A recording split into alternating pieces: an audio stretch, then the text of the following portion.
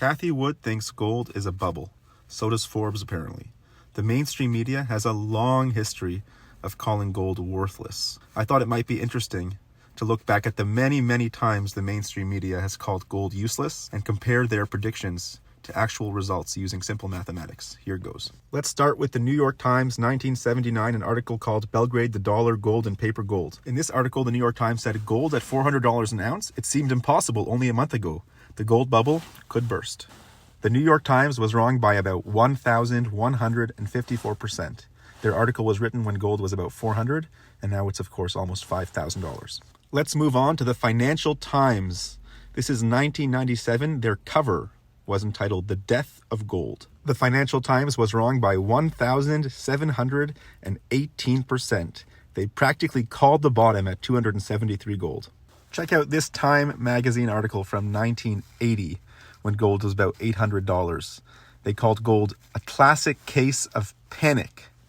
Harvard social psychologist Roger Brown compares the panic to the rush on the gates of the Who concert in Cincinnati. You have Harvard and Time magazine, they must be right.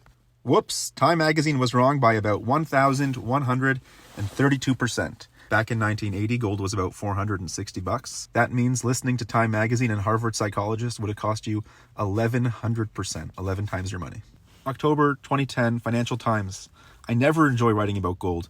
Gold is always speculation, defies rationality. Its intrinsic value is in the eye of the beholder. The Financial Times did better this time. They were only wrong by 277%.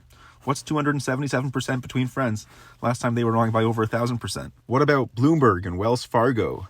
When gold finally passed $1,500, Wells Fargo called gold a bubble that is poised to burst, and they felt compelled to ring the warning bells. Of course, we can't leave out the Washington Post. They published, "Hear that pop? It's the price of gold bursting.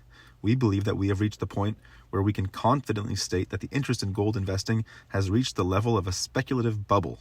So how did Bloomberg, Wells Fargo, and the Washington Post fare? Well, that was August 2011. Gold was about $1,600.